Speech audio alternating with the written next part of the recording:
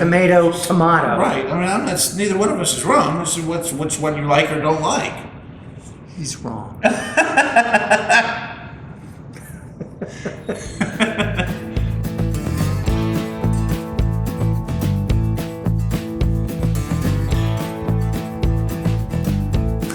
Coming to you as live as we can possibly be from the Beer to Whiskey Studios high atop Barley's Tap Room on Washington Street in magnificent downtown Greenville, South Carolina. I'm Russ Heaps and welcome to this episode of It's Just Bourbon.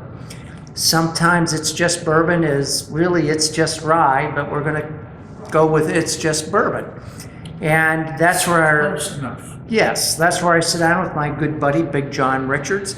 We pick a bourbon or a rye or some other American whiskey, and we sniff it, we sip it, we kibitz about it, we talk about the wonderful qualities it has. We would give you a lot more information if we really knew anything about what we were doing, but we don't. All we know is we like bourbon, we like rye, we like American whiskey. So having said all that, we like you. And we like you. And we're here doing this for you. That's we're doing this so you don't have you don't have to try all these things. Tasting all the whiskeys so you don't have to. That's right. Because this isn't inexpensive. This costs a lot of money, except a lot of times people give us bottles of stuff. And in this case, this came from a buddy of mine, Colonel Jeff, and he actually gave this to me for my birthday this year. So, as always, we want to reach out. Russ has a birthday every year. I do. I have it every year, and thank God everybody brings me booze. It's great. But having said that, salute. Colonel Jeff, we salute you. Salute. So what we have here is Whistlepig 6-year, and it is PiggyBack, but it's Whistlepig PiggyBack 6-year. PiggyBack is what it is. It is what it is, and I left out that one important. We're now on like shoot 7 or 8 today. Regular Whistlepig is also aged for many years. This isn't regular Whistlepig. I can't speak to that. I can. This is 100% rye. It is 100% rye. It is 100% rye. And actually what this was engineered for was to put in things like old fashions and Manhattans and those sorts of things. But we're going to go ahead and give it the straight up sip test. But as always, it's juice that's sourced out of Canada. But we're not going to hold that against it because there's actually some pretty good Canadian whiskey, and obviously this is sort of one of them. I don't know what else to say. I have some things written down, however. Start pouring this. Yeah, you got to get it open. It is 100% rye. It is. Exciting. You know, we're going to be very precise here because this is important. That's the first. We're going to be very precise. It is 96.56 proof.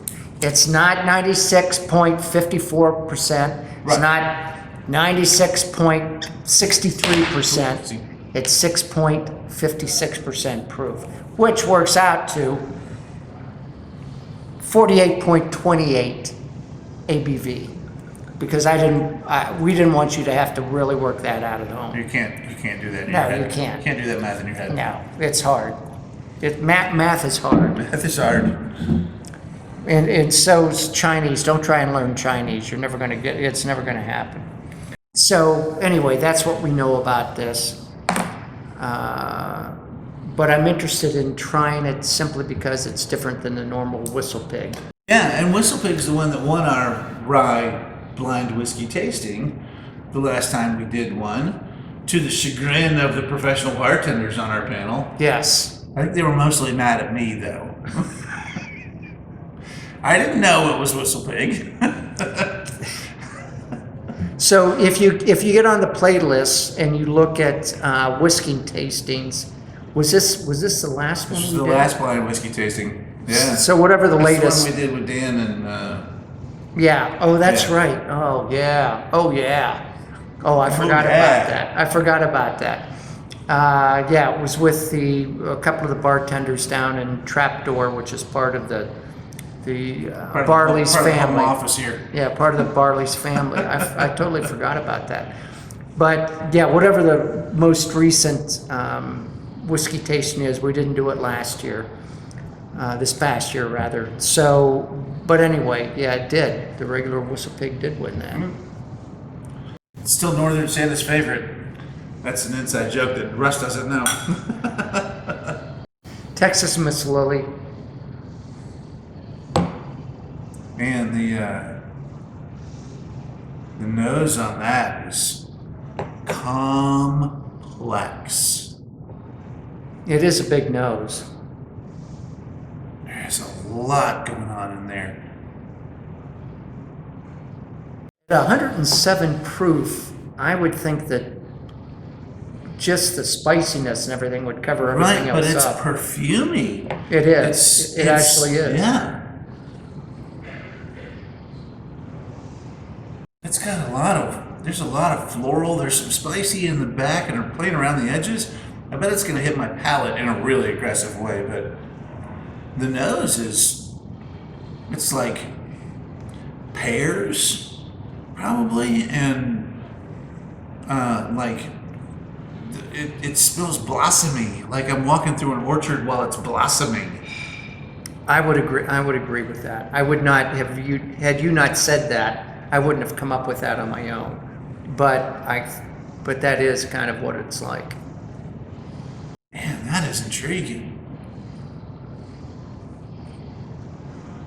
But when it gets, you're just tasting it now, but when it gets on the back of my tongue, it's all caramel and toffee.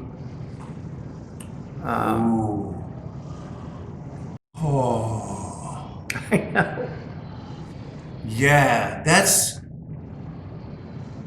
well, you could melt a Heath bar down and it wouldn't be that much. I know. That's what this is all. This is all caramel. Oh my goodness. Toffee on the back end. So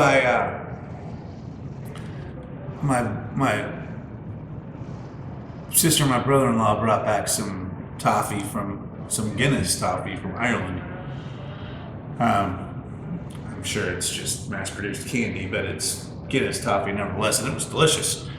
And that toffee, it's that much toffee where I'm putting it in my mouth and it's soaking in. And you don't get it because it's just the spice and shit. Right. But then it gets back into your tongue and it's like, holy moly, Man. this is good. You know, I would expect, and even after reading what they said about it, that it was going to hit my palate and just whack me right over the head with the spice out of that rye.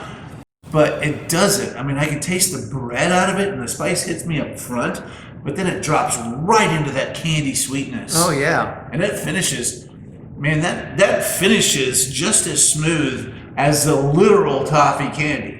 Like, I don't taste any burn as I'm talking over that whiskey. I am, and I don't know that Whistlepig markets this as a cocktail rye. Although if you get on, it sounded like I know if you get on their, that's what I got. I took this right off their website. Yeah.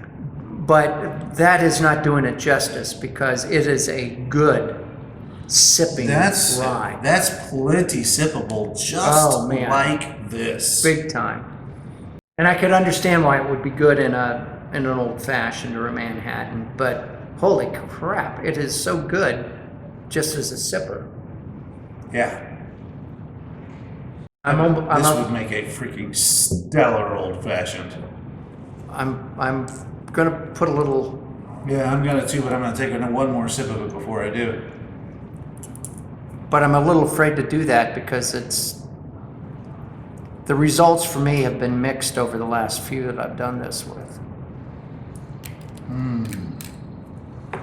There's a little more of that burn right up front. That second sip.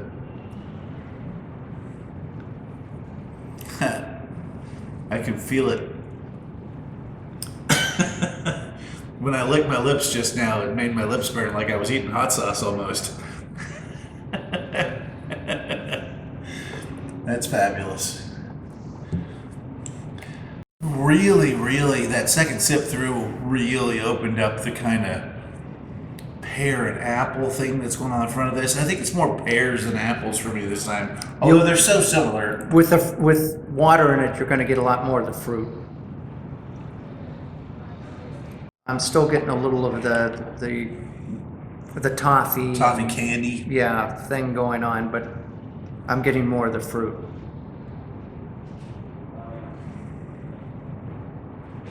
And I'm not sure that's a good thing. I'm not sure that I don't like it better without water in it.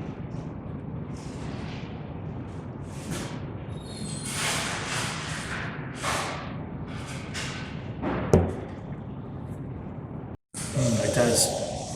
But it opens up the back end of it too. It opens up the spice coming back up. And it does. It leaves the spicier When I finish. talk over it, it's hotter. Yeah.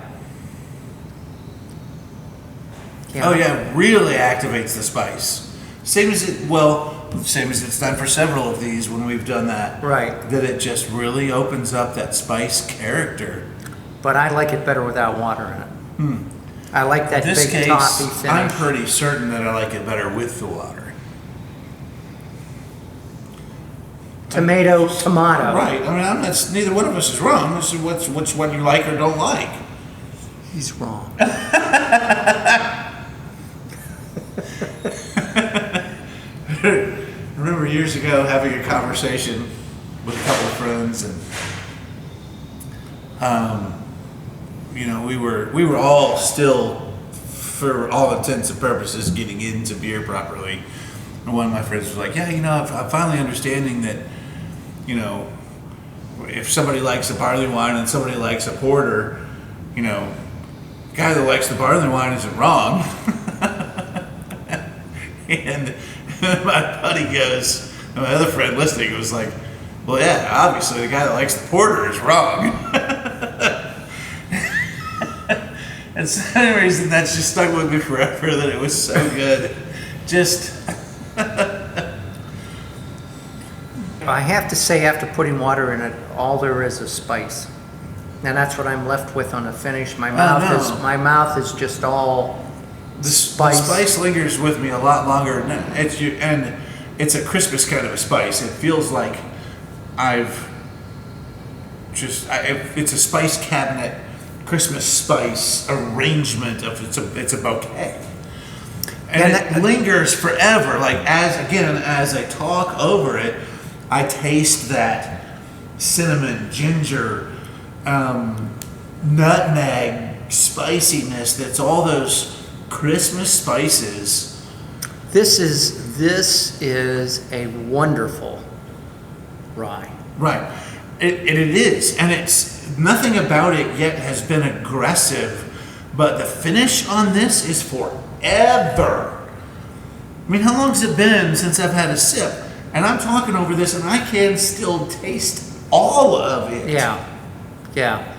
In sipping it, I don't get the big mouthfeel thing, but man, it does really stick with me. Yeah. Whistlepig, you haven't let me down again. I would have voted for this one. Yeah. We did catch some shit for